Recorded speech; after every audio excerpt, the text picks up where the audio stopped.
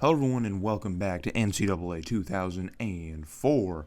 We are here in the final game of the season, and that final game is the Cotton Bowl, in which we will be looking to even things up here with Texas A&M, the Aggies, who beat us pretty badly last year in the Independence Bowl. We come into this game as a clearly better team, at least by most metrics that I would use, being ranked number 6, of course. But we are going to be ending year number 3 here, and we are finally trending in the right direction to reach that seemingly impossible task of having a better tenure at Alabama than Nick Saban did. So we've already made it to a bowl game every single year so far. We've already played for the conference title, but we have yet to win the SEC, and we have yet to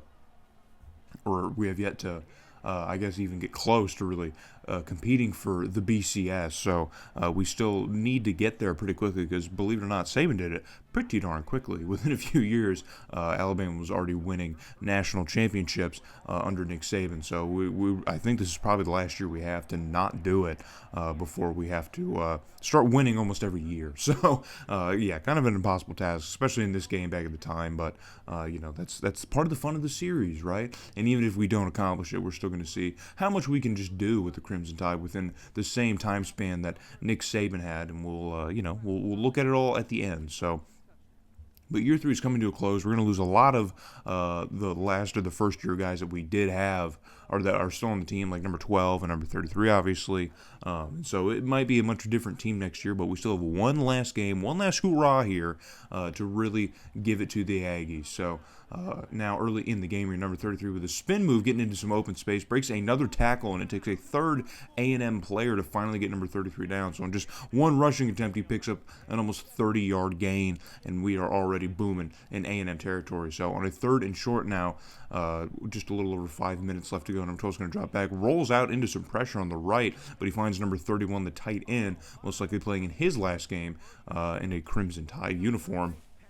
And he's going to get us not just the first down, but inside the red zone. So fast forward to another 3rd down and 6 here. A&M's defense making us fight for every single yard that we can here in this drive. And number 12 just rolls into some pressure once again. I don't know why he's not just dropping back normally and standing in the pocket trying to make a smart decision. But, hey, man, that's on him. So that's a 4th and 7 now. We're going to bring out Ferguson to try and nail home the field goal, and he does just that. So a 3-0 lead is what we are going to take after this drive. So take quite a bit of time. We burned some time here. So on a 4th and 4, we stop A&M as their offense has been unable to do much of anything in the first quarter. And so on this punt now, something dangerous is going to happen. And our punt return is going to fumble the ball on the ground, and A&M is going to drop right on top of it. So it's bad when you're going to drop the ball and you're not even going to get put on the ground. You're just kind of coughing the ball up. You can't even excuse that. So, but a few plays later, it's 3rd and 12 for A&M. Their offense has really just been struggling to get the ball moving at all. And there you can see a prime example of it as they failed to pick up the first down. Even if that receiver would have caught it, I don't even think they would have gotten the first down. So A&M really struggling to get things moving here in the first quarter. And our 3 points off of Ferguson's field goal are the only points to speak of in this game. But A&M finally moving with some purpose here in the second quarter. It's a humongous pickup for number 15, who is going to give us quite a bit of trouble today if we cannot lock him down, as number 16 finds him along the sideline, just getting tackled just shy of the end zone. So we force a 3rd and goal situation for A&M, and their quarterback's going to drop back. He's going to find a wide open man in the back of the end zone. We had a few guys in coverage, I guess just playing zone here, but no one was really paying attention to where the tight end was on the field, because he was certainly had a little bit of space between him here, as we had a few pretty notable guys there, especially number 8, our linebacker, back there, but no one could lock him down. So A&M's going to take a lead now in the second quarter, but we are on the attack once again. Number 12 lobs this one up, and in double coverage finds that one, splits the defenders, and drops that one into the bucket. One of the better passes we've seen from number 12 in his tenure at Alabama. Just an amazingly dropped pass. Just look at this. Boom. Bloop right in between here, and he finds Carroll in between the 2 defenders, and he is brought down inside the 10, but it's a long goal-to-go situation. Number 12 is going to drop back, and he's going to find Kelly, who gets brought down at about the 1-yard line. So just about gets everything we need, but not all that we need. So we're going to have to set up another play here to try and punch this in. So on 2nd and goal, it's a handoff to 33, and he gets caught up on a block, but finds an opening and gets into the end zone, and finally scores his first touchdown of the day. Hopefully we see more from him. A&M. Hopefully we see more just in general, because A&M, as we know, of course, really kind of had a statement win against us last year, so we're going to try and have the same. So 10-7 is the score. A&M's offense once again stalled out, and with a minute left to go in the first half, we're going to try and strike again, and it's Carroll again who hauls this one in and gets a first down for the Crimson Tide, and we're going to run with some tempo here as we are out of timeouts, just under 50 seconds left to play, and with the ball being set now, we have a couple seconds here to think about the play, as number 12 is going to try and fire this one off quickly here. We're going to send a man in motion. Number 12 stands firm and unloads to the end zone, and wide open. It's Garland on a streak there. There was no one there to cover. I guess A&M, I mean, that's why you run with tempo, man. You try and throw off the defense, and A&M had absolutely no clue what was going on, as Garland was completely free as a bird. You saw as soon as that ball left number 12's hand, Garland was just completely all alone out there. And they did catch up to the route, but it didn't matter. It was too late. So we ended up taking a 10-point lead, a 2-possession lead over A&M at the end of the second quarter. So remember, they took a lead in that quarter, and we ended up with a 10-point lead. So another punt play to show. So that doesn't mean there's another special teams blunder, is there? But yes, there is, as A&M is going to fumble it in their own end on the punt return, and we are going to fall on top of it now. So both teams returning fumbles on punt returns. And let's see if we can get some points where A&M could not. So number 12 is going to drop back. He's going to fire this one to the right side of the field and find Garland, who cuts up field and breaks a tackle, stays in bounds before getting brought down at about the 21 or 22-yard line. So we are just absolutely firing in the passing game right now. Number 12 is really just kind of doing whatever he wants. So on a 3rd and 9, though, A&M has got to stop. Number 12 stands firm and unloads across the middle of the field, and he finds Kelly, who hauls that one in. It's kind of a hospital pass as he gets kind of lit up as he catches the ball, but he does hang on. We don't know Kelly for fumbling quite a bit. I haven't seen it. Have you seen it? Then it's not real. It doesn't happen. So on another long goal-to-go situation, number 12 dropping back. A lot of guys running routes here, but all that matters is that guy is open, and he is open quite often as Kelly gets his first touchdown of the game. He's been close on a couple plays, but finally, he gets himself a touchdown. A&M still struggling to get the ball moving on offense, but we are not, as number 12 dials up a humongous deep ball to Jamil Spears down the middle of the field. It's the first time we've called his name today. He hasn't really been all that active. We've been seeing the rest of the receiving corps just kind of get the ball spread around. So A&M's defense is finally showing some life here, forcing a 3rd and very long situation. Number 12 drops back, steps up in the pocket, and fires one off to Garland across the middle of the field, and he's going to be short of the line to gain. So what is the call going to be here from Sick Naban? Normally he would be pretty aggressive, but in a lead like this, we're going to just kind of take the points here and keep adding to that lead, and Ferguson's going to trot out there and kick another field goal. And so 27-7 is going to be your score here late in the third. A&M finally going to try and run some offense here as number 16 finds 15, who shakes off one guy and is now inside the 20 before getting brought down out of bounds. And there you see it's going to put him over 100 yards on the day, man. So he is just absolutely torching our secondary despite A&M not really being able to finish anything on these drives. So the third quarter is coming to a close here, a 20-point lead over the Aggies.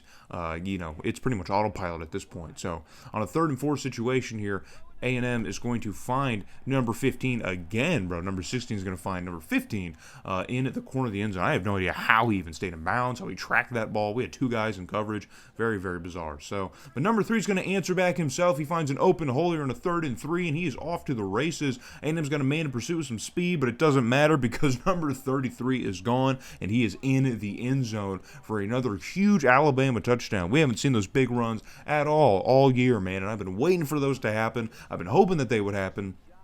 And finally, they do happen, or at least it does happen, as he gets his second touchdown of the Cotton Bowl, and this one is an absolute beauty. Just finds the opening, seizes the gap, and he is gone, man. That is great. So 34-14, back to a 20-point game here, but A&M is down but not out, man. So on 2nd and short, it is a pass out to the flat, and into the end zone it goes. So a very, very quick ball here from 16, ends up in the hands of 25, I believe, the running back, and he just runs up along the side. and that is going to be it, man. I mean, just look at this. Easy play here. And there was an opportunity for a tackle. I mean, dude, he's been just struggling all day. He has been struggling all day. He had the fumble on the punt return, and I don't know what's going on, man. Number 26, I think he's one of our recruits, so he should have a name to call out, but he's just been screwing up. So we can't do much on offense, and A&M is still continuing that work on a 3rd and 3, and it's another play to number 15. It was one juke move. He is gone, and I mean, again, we had guys in pursuit who could have probably brought him down, but with 15 seconds left, man, A&M finds himself now within just a simple possession to take the lead, and look at that juke move, man. And again, who else, man? Who else? Oh, Lord. Making the tackle a little bit too late, buddy.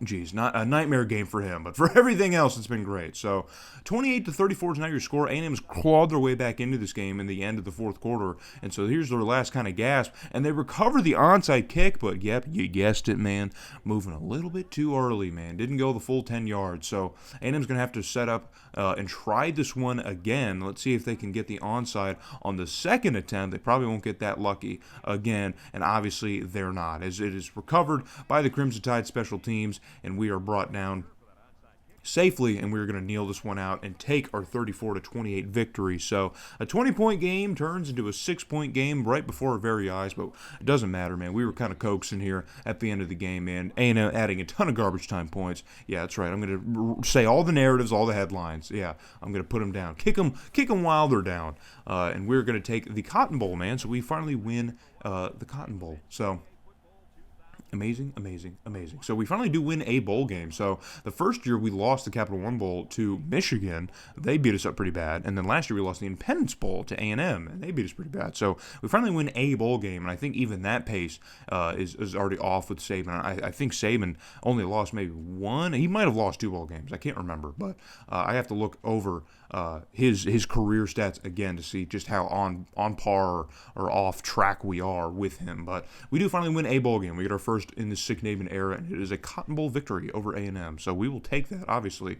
Taking a look at the stats here, man, things are just crazy. Number 12 absolutely stands on his head, and what is his final game as a Crimson Tide player, putting 262 yards, a 72% completion percentage. I've been looking for that all season long. Number 33 with over 100 yards on the ground. DeJon Carroll, have yourself a day, buddy. Have yourself a day. Doesn't find the end zone, but has over 100 receiving yards, and we will happily accept that as well. Jeremy Walls with 2 sacks as well, man. Shout out, man. Shout out. So here is a look at our prestigious trophy here. Got to be one of the coolest trophies in the game, honestly. I mean, I love the way that Cotton Bowl trophy looks. So we finally get one, though. We're going to add it to the trophy case, man, and there's a lot to be happy about with things in Tuscaloosa right now. Everyone is booming here, and with this win, we should finish the season probably ranked in the top 5. But this is the even bigger thing right here. The Texas Longhorns have come calling, ladies and germs. They like what they've seen Sick Naban do, and they want us to come to Austin, Texas, to take over the Longhorns program, which is already in a pretty darn good spot. You see the players on the team; those guys are probably all going to graduate, but